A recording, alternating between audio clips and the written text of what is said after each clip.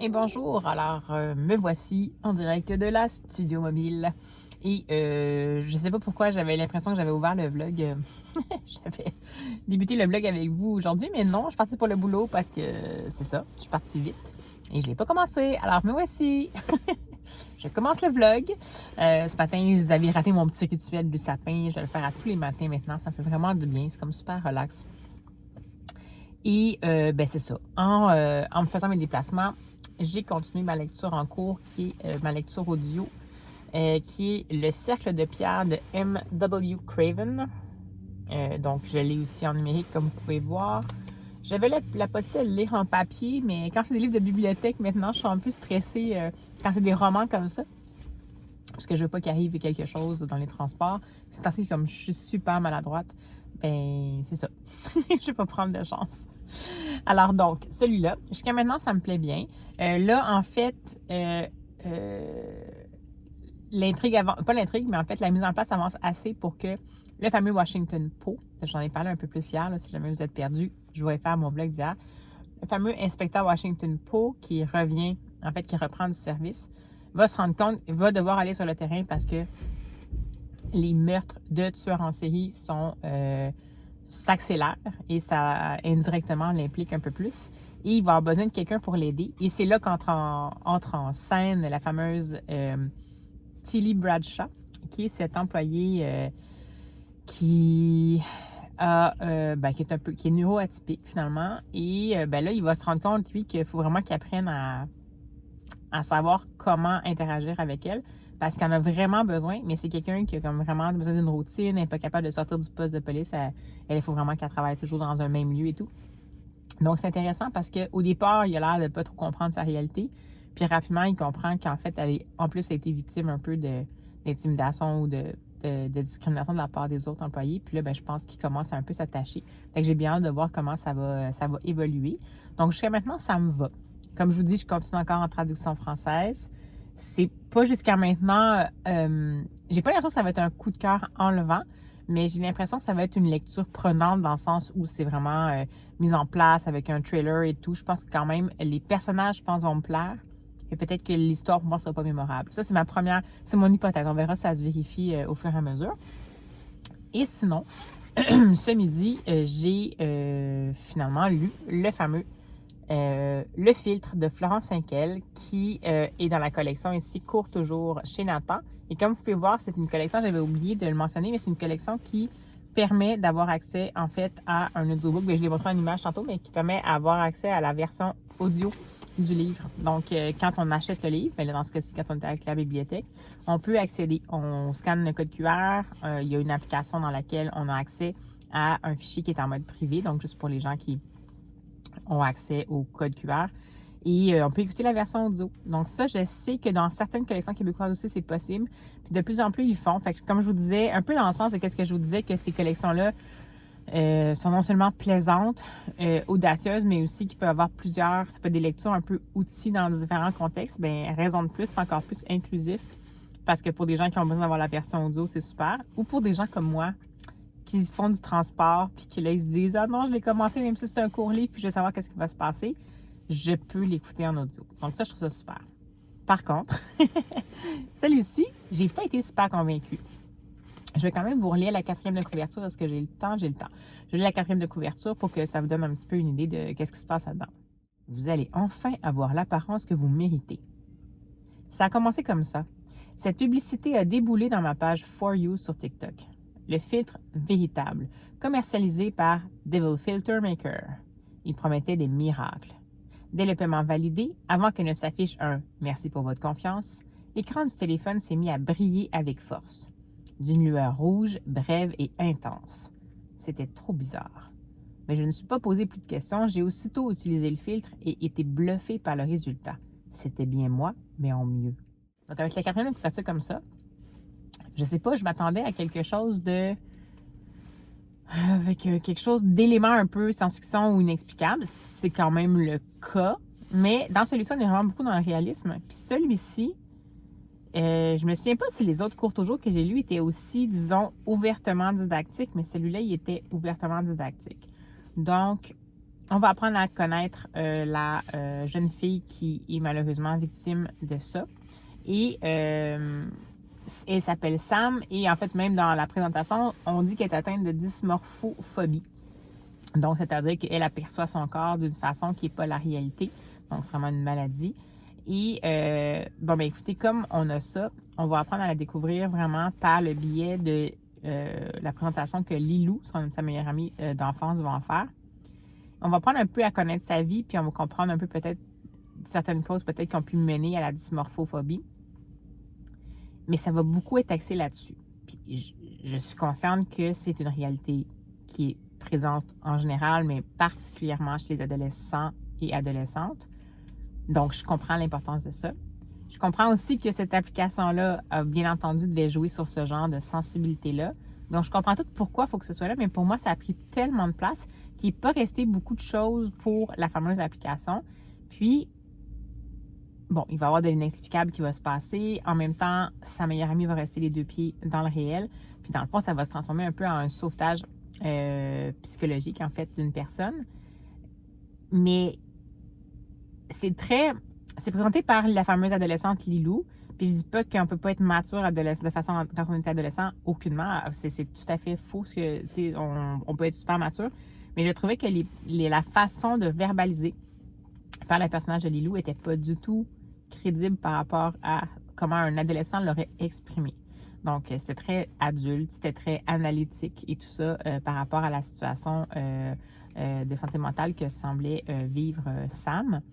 Et oui, il y a la fameuse application arrive, mais c'est comme s'il y a quelque chose d'inexplicable là-dedans, c'est vraiment un prétexte pour parler de dysmorphophobie pendant tout le roman. Comme je vous dis, vous savez que je suis pour ça. J'ai souvent des romans justement qui abordent ça, soit en sujet principal ou en sujet secondaire, mais quand même bien important. Puis, j'ai pas eu l'impression qu'on faisait confiance au lecteur, puis ça s'adresse techniquement à un public ado, fait que ça m'a vraiment dérangée. Florence Cinquel, absolument, j'aime bien sa plume. C'était pas mal écrit, mais j'ai senti les rouages pendant tout le long de la lecture, donc ça m'a pas totalement plu. J'étais un peu triste de ne pas l'avoir aimé, tout simplement. En fait, j'ai pas aimé, j'aimais la prémisse, j'aimais l'idée d'avoir un roman qui, justement, met en scène une jeune adolescente qui souffrait de dysmorphophobie. Puis j'aimais l'idée qu'on utilise un peu, justement, l'arrivée de cette espèce d'application-là, mais je pensais que ça allait comme plus déraper, puis qu'on allait laisser au lecteur le soin de tirer ses propres conclusions de la situation, mais là, on les verbalise, on les souligne, on met un néon en haut comme quoi, là. Peut-être que c'est utile pour certains adolescents aussi, que ce soit aussi clairement indiqué dans le sens où au moins ça met des mots sur des choses peut-être qu'eux n'arrivent pas à nommer. Mais j'ai trouvé vraiment que c'est des mots d'adultes sur un mal qui, à ce moment-là, était vécu par une adolescente. Donc, mitigé, voire semi-déçu par cette lecture-là. Mais je continue à dire que c'est une collection qui est intéressante et j'ai bien hâte de lire La Reine Bleue, je pense, d'Estelle Faye, que j'attends vraiment beaucoup. Que j'attends depuis un bon moment. J'ai juste pas eu le temps de mettre la main dessus encore. Donc, celui-là, j'ai hâte de le lire aussi parce que je pense qu'on va être dans un autre genre littéraire. Puis peut-être qu'on va peut-être s'éloigner un petit peu du réalisme. Mais bon, voilà. Alors, voici pour ma recension de la journée. Et sinon, pour le restant de la journée, qu'est-ce qu'il va y avoir? À part le boulot. Ce soir, ça se peut que je sois en solo un petit peu. Donc, de toute façon, il me reste un calendrier de casse-tête à faire avec vous. Puis, je vais avoir avancé un peu dans le cercle de pierre. Donc, je ne sais pas à quoi ça va ressembler tout ça. Mais on verra bien. Puis, de toute façon, je reviens quand je peux. Allez, à tantôt. Olivia, qui travaille à l'accueil et qui a un rapport très proche à cet hôtel parce qu'en fait, son père travaille là, sa belle-mère travaille là. Elle a grandi en fait dans cet hôtel, à arpenter les couloirs, à jouer dans la cuisine, etc. Et surtout, pendant toute son enfance, elle a été très proche de Noah. Ils ont été les meilleurs amis du monde. Sauf qu'aujourd'hui, ils ont respectivement 25 et 24 ans.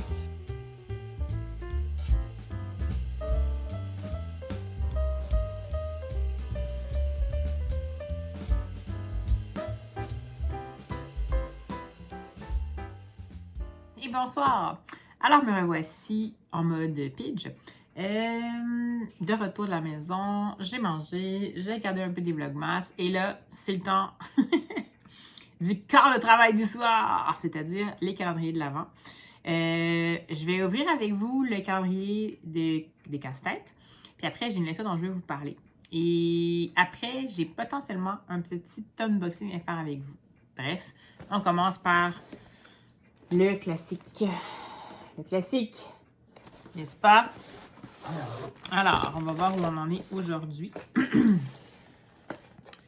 On en est au numéro 10. Donc, on est rendu dans la rangée du bas déjà. Mais oui, mais on est rendu quand même le 20. Le 19 décembre. Je vais voir si j'arrive encore une fois à... Oh! Presque. Pas tout à fait. Pas tout à fait propre. Mais est-ce que je vais arriver à mieux sortir le sachet? Ça ne peut pas aller aussi bien que la dernière fois, là, quand même. Non, je pense que celui-là, il va me... Ah! Bon, il y a toujours des taxis. C'est dur à savoir c'est quoi l'image. Mais là, est-ce que j'ai des indices? J'ai... Là, d'abord, taxi, brique orange, porte bleue. Taxi, brique orange, porte bleue. Pas de ce côté-ci. Ah! Ah oui. Moi, je pense que c'est peut-être celui-ci. Hey, ça va être quelque chose, c'est lui, ça va être compliqué. Je pense que c'est lui. Donc, imaginez, là, tous ces beaux sapins, ça va être épique. Donc, potentiellement beaucoup de plaisir tout à l'heure. Et sinon, je voulais vous parler de la seconde lecture que j'ai faite. En fait, je suis partie sur une lyre de romans courts.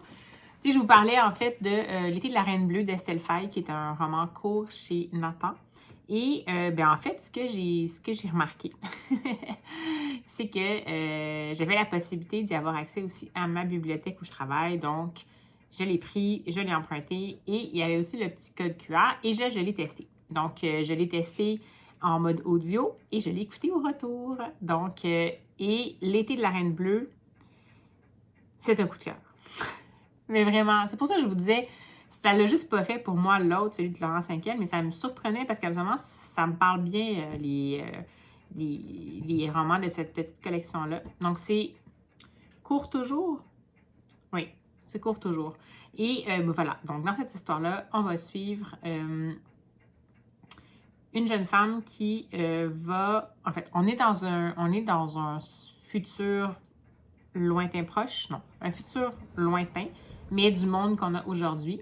Et on va suivre une jeune femme, visiblement, qui vit dans ce qu'elle appelle la métropole, qui est un peu, de ce que je comprends, un peu comme la banlieue à Paris, et peut-être les cités et tout ça.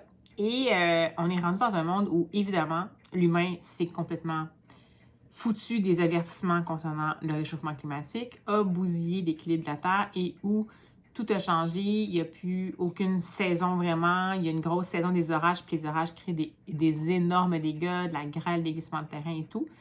Et l'air est tellement pollué que, en tout cas, dans les grandes villes, finalement, la seule façon de survivre, c'est d'habiter sous un globe, donc de protection, comme ce qui est la partie...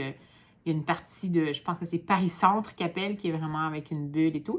Mais bien évidemment que c'est pas pour tout le monde, ça. C'est pour les gens qui ont de l'argent. Et les autres qui vivent dans les banlieues, ben il faut qu'ils respirent les vapeurs fétides de la pollution. Et c'est vraiment dur sur les poumons et tout. Puis on comprend qu'éventuellement, ils ont essayé de trouver des façons, supposément, pour essayer d'aider les gens des banlieues à respirer quand même avec des implants pulmonaires, mais ça s'est couronné avec plus ou moins de succès. Et voilà. Donc, on va suivre cette jeune femme-là qui habite dans la banlieue. Et ce qu'on comprend, c'est qu'à chaque fois, elle a l'air de parler à Chloé. Donc, qu'on comprend être son amie. Et c'est comme si elle lui envoyait des textos, un peu un journal de voyage. Donc, on sent qu'elle quitte. Elle quitte, la métropole.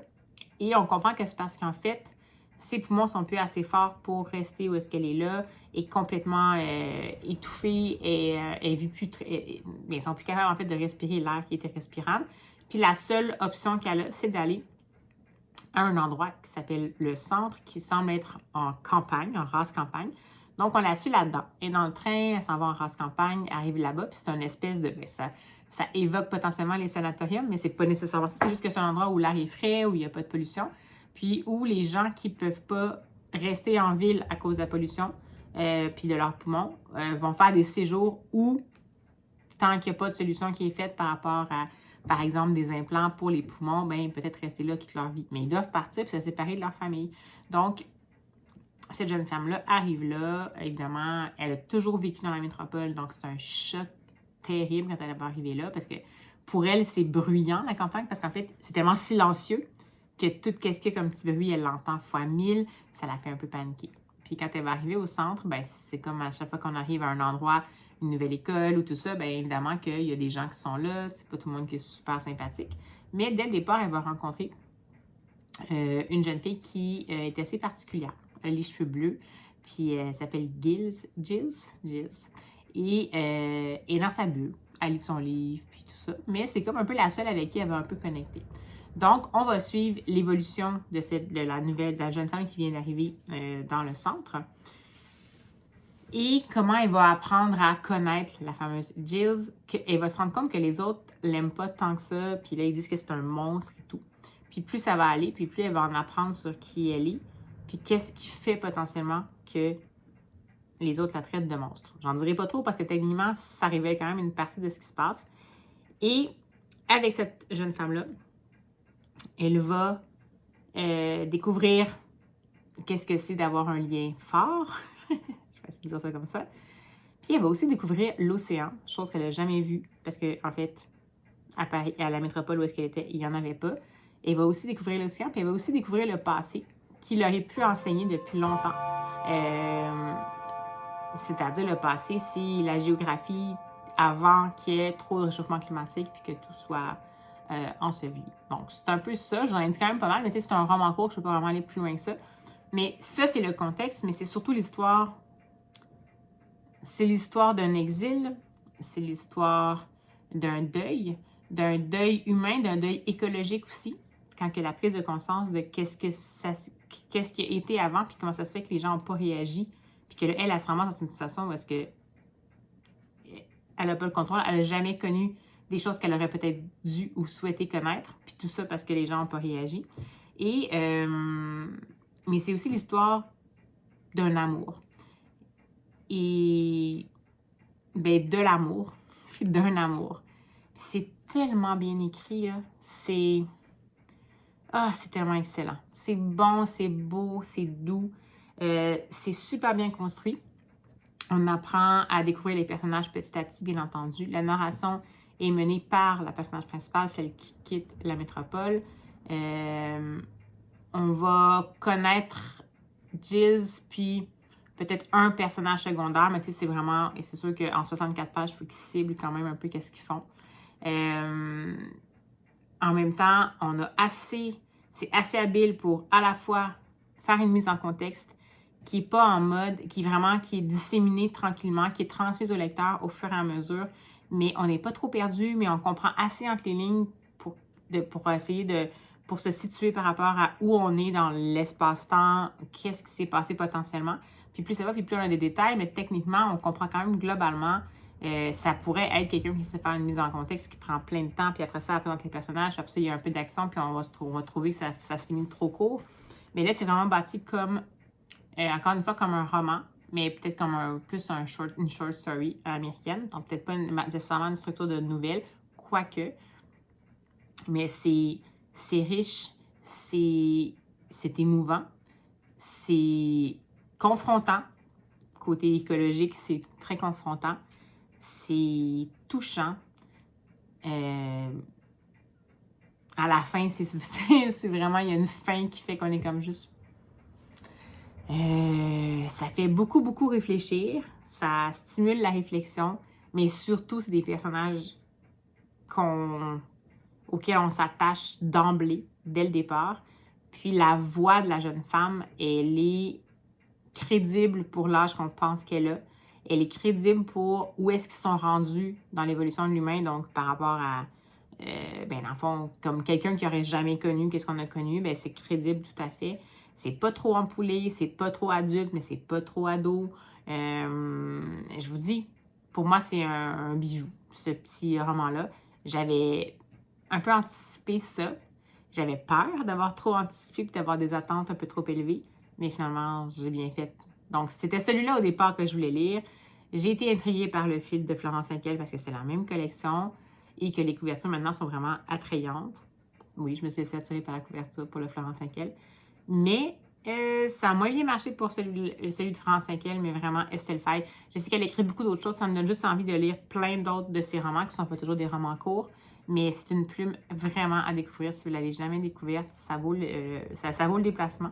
C'est paru tout juste, nous, au Québec. Je pense que c'est paru en octobre 2024, peut-être en France un peu avant. Puis, ça vaut le coup de lire en papier ou... Mais comme je vous dis, l'avantage quand vous l'achetez en papier, c'est que vous avez aussi la version audio qui est incluse avec le code QR. Puis moi, ce livre-là, j'aimerais l'acheter. Donc là, je l'ai emprunté à la Bibli, mais celui-là, celui de L'été de la Reine Bleue, je le trouve assez bon, assez... C'est un livre que je relirai pour peut-être me recentrer sur l'essentiel, pour être émue, pour être secouée un peu dans peut-être mes repères de personnes en cours de changement climatique. Ah, c'est vraiment bon, comme attendez pas, là. Genre, allez-y, ça vaut vraiment la peine. Bon, j'arrête d'être enthousiaste à ce point-là. Donc voilà, alors c'était ma seconde recension du jour, alors j'ai bien fait de m'obstiner. Et en plus, non, c'était pas une lecture de mon Cold Winter Challenge. Mais, non, c'est pas vrai. C'est pas grave, je suis tellement contente de l'avoir fait. Alors, c'est le temps de ceci. Je vais faire ça un peu en accéléré pour vous, pour que ce soit trop long. Et on va terminer le vlog sur un mini unboxing parce que oui, j'ai commandé quelque chose. Parce que bon, tu sais, c'était les vendredis fous. Puis là, ben, j'ai résisté, mais pour des livres, c'est bien difficile. Fait que j'en ai commandé un peu. Et là-dedans, il y a aussi un casse-tête que je vais vous montrer potentiellement. Donc, voilà, sans plus tarder, on se casse la tête.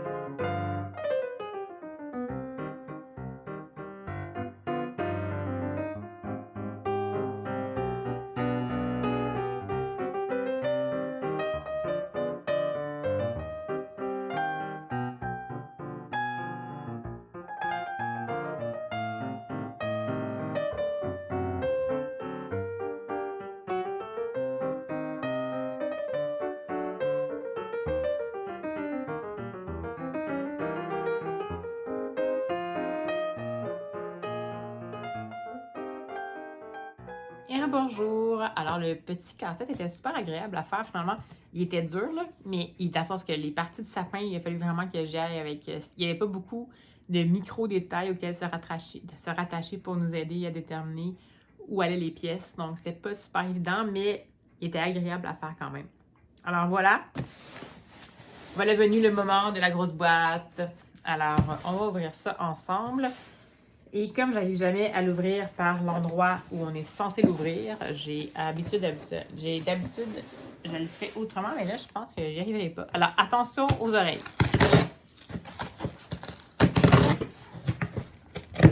Je suis jamais très efficace par cette ouverture-là. Je vais défaire la boîte complètement. Et qui va être heureux, sans doute, mon chat.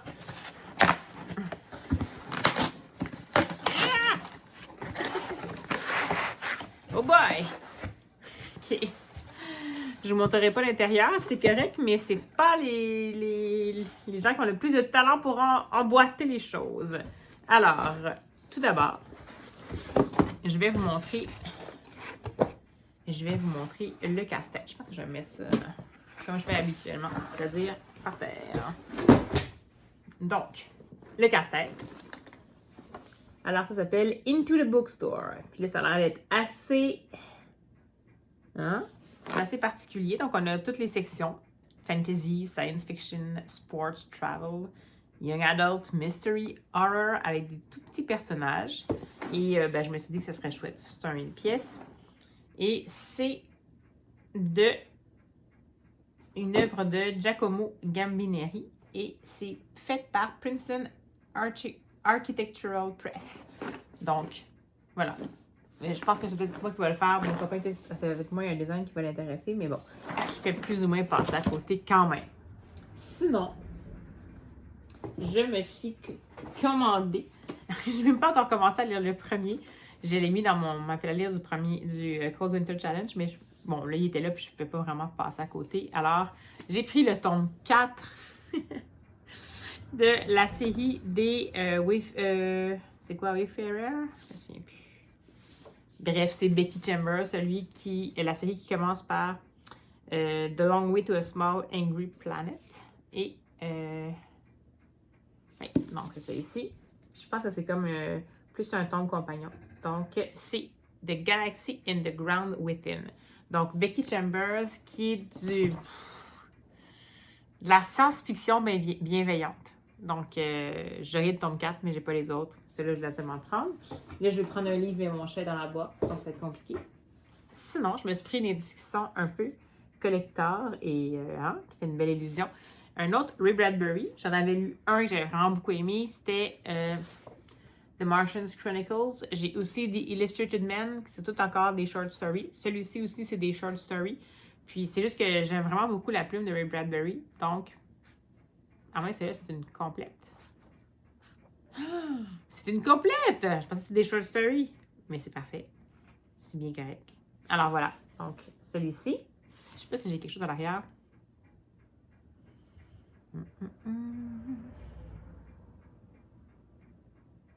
Ah non, c'est 22 Stories. Donc, c'est 22 histoires.